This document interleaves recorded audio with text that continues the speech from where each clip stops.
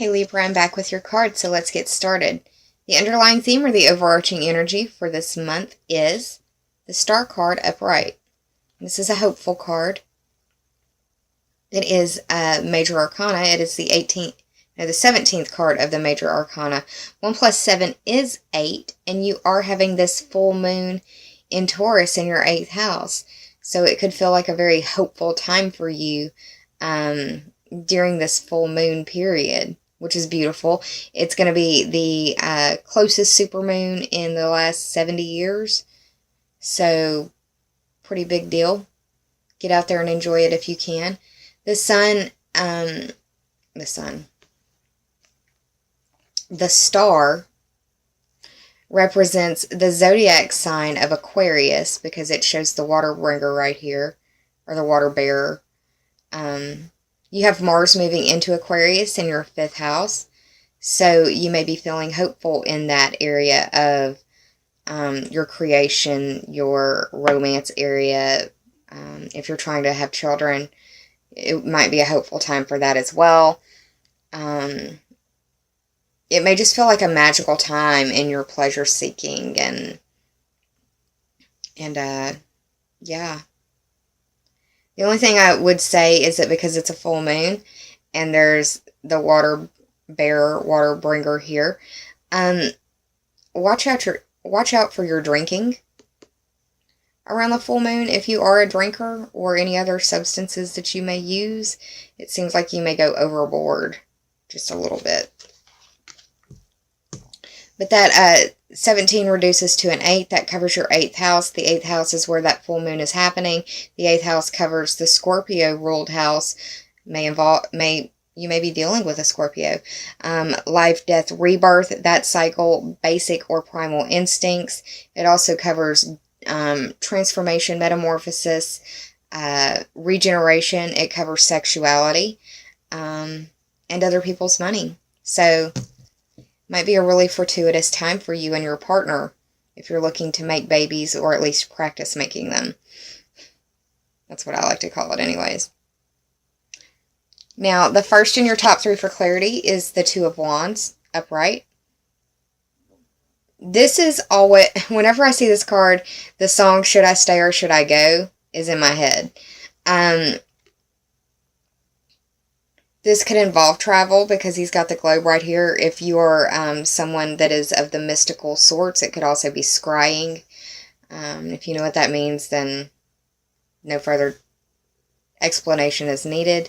If you don't know what that is, then it doesn't apply to you. So the 2 represents your 2nd house, and that's where the sun is starting out in Scorpio.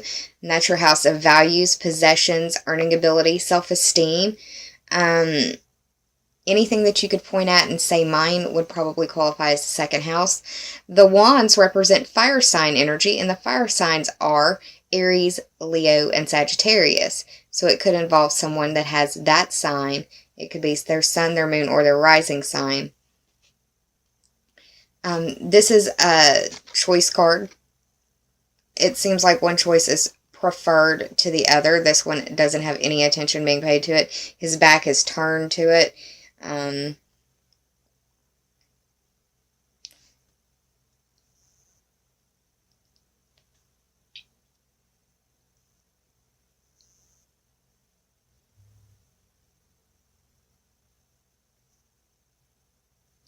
For some of you, it may be that this full moon illuminate, and I'm looking at this because of the rest of the cards. I'll show them to you. But the feeling that I got while looking at what I've said so far is that it could be that you or your partner is possibly being found out where they've been talking to somebody else or interacting with somebody else.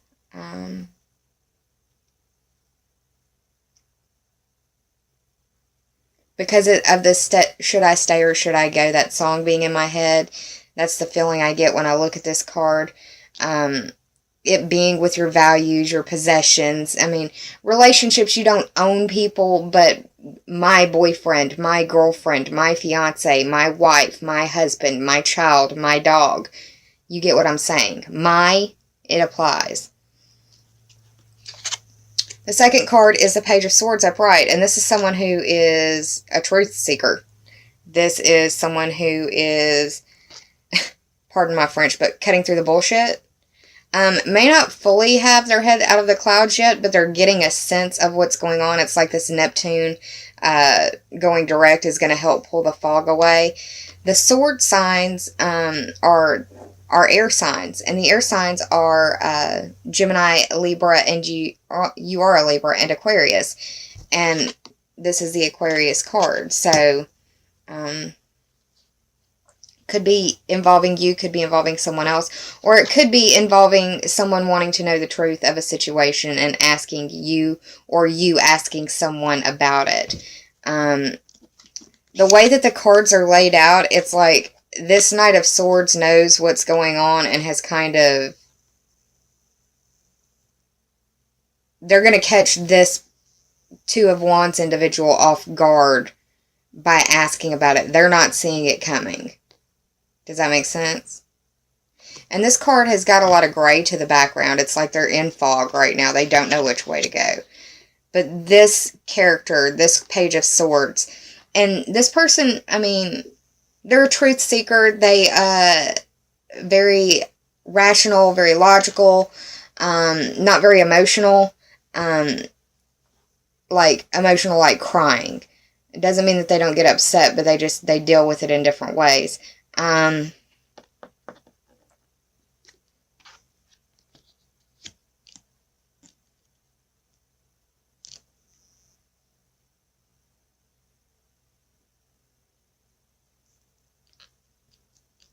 Or it possibly being an argument about somebody thinking somebody's cheating.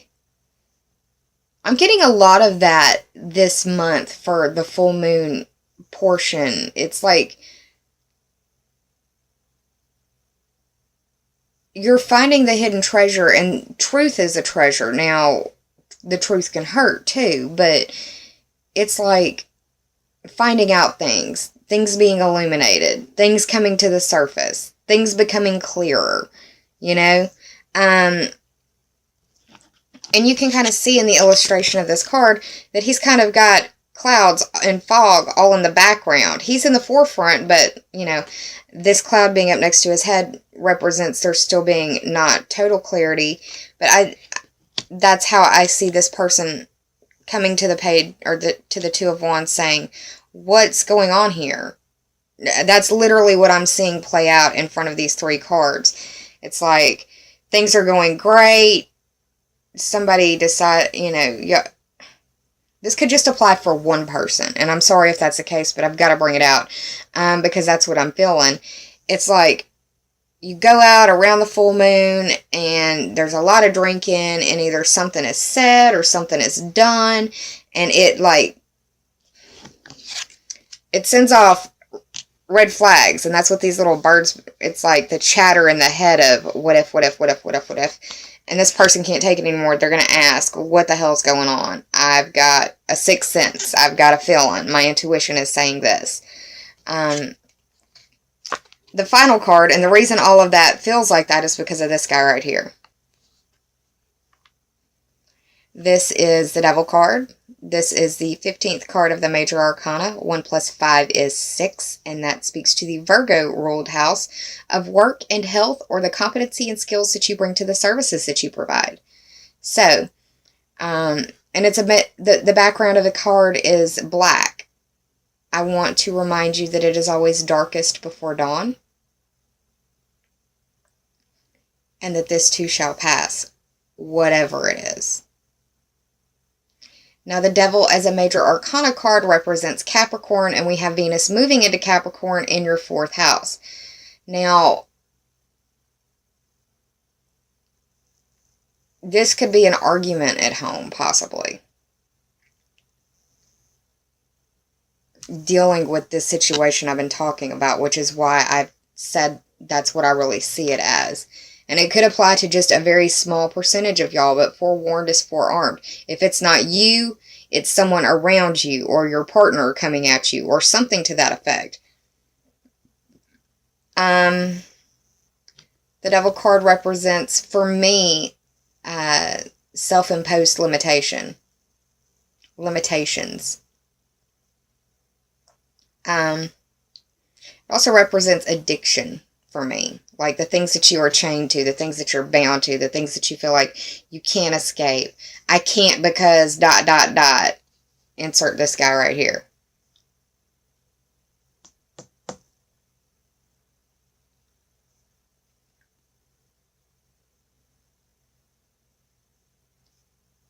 Neptune, the planet that represents addiction, is going out of the fog in the 6th house. This is the 15th card, 1 plus 6. Oh my goodness.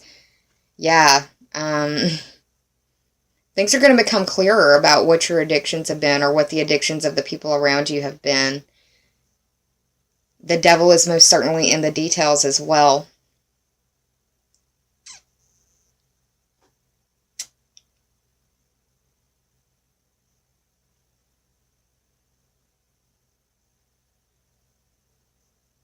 The fact that it's in the upright means that you or the parties involved have in some way actively participated. It's not been something passive that has just been bad luck. It's something that someone has made active decisions and active choices towards. If it was in the reverse, I wouldn't feel so strongly about that. But yeah,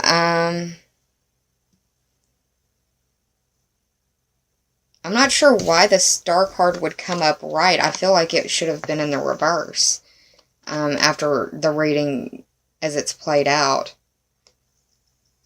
But it's the 8th house, and that's where the full moon is taking place.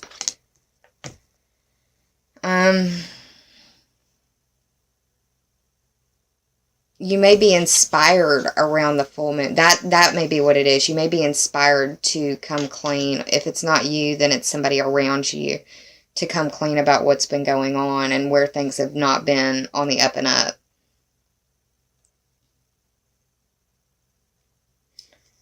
So I did the math total for this spread. You got the 2 of Wands and the Devil, which is the 15th major arcana. That's 17.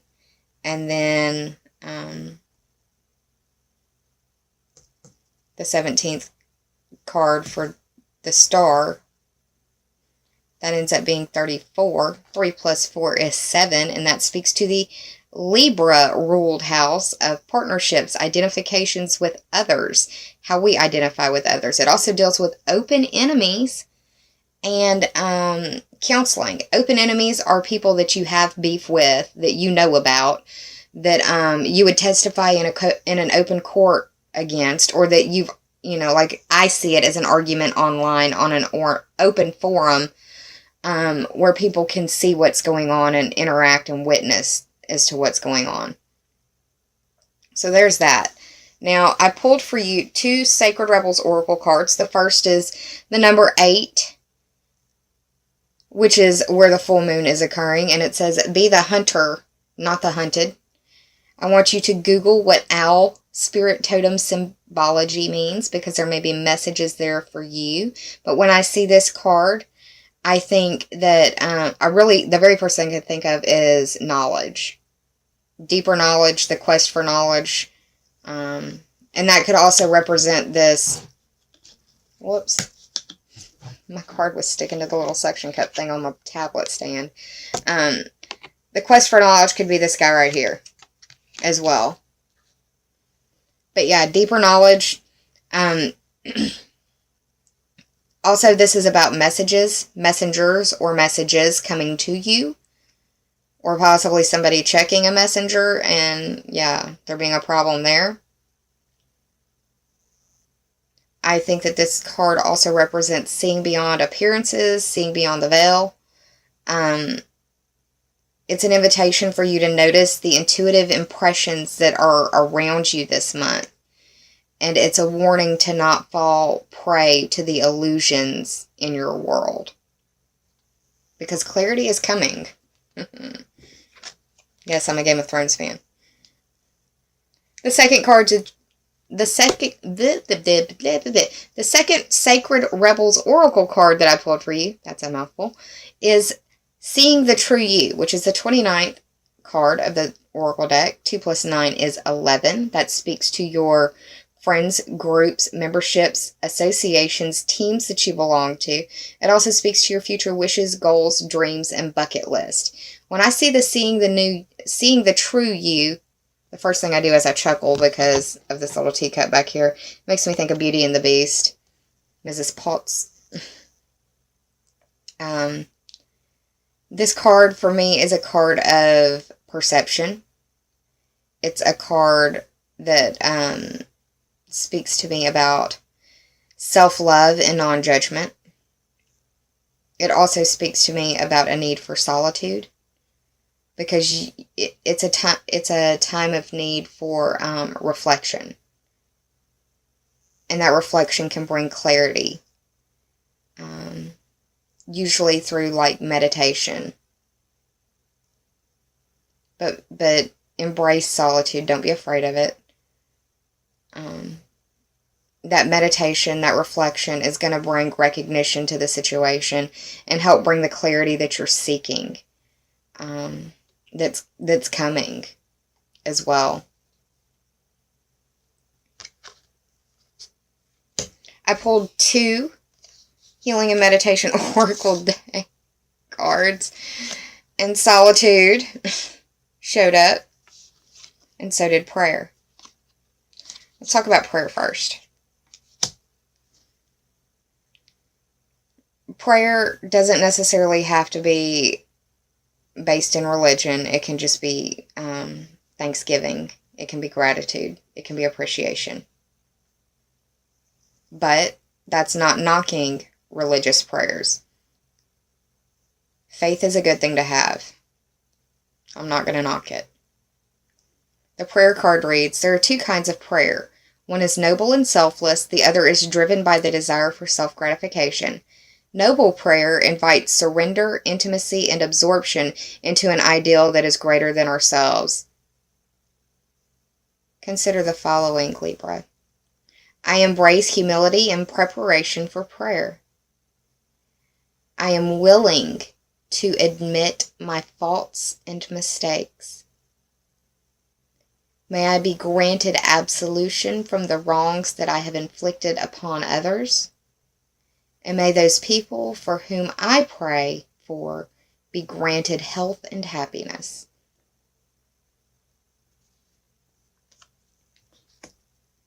The second card that you received is solitude. Getting out in nature might be really good for you right now. I love the idea of yoga on a pier in front of a lake, river, or stream. Solitude reads, unlike loneliness, solitude is desirable, bringing the calm and peace of the mind that are necessary to resolve problems and conflicts. I'm just saying, y'all. There's a synchronicity to these cards being dropped when they drop and how they drop. Find time to be alone with your thoughts and consider the following. I am here in the present, absorbing the air and every breeze. I can immerse myself in the experience, losing my thoughts to the colors of nature. As I become one with my surroundings, I feel their connection with my innermost self. Bathed in calm, I think more clearly. Solitude offers a healing escape from any painful problem. Natural surroundings are the most therapeutic, but you can, with practice, be alone anywhere, even in the crowd.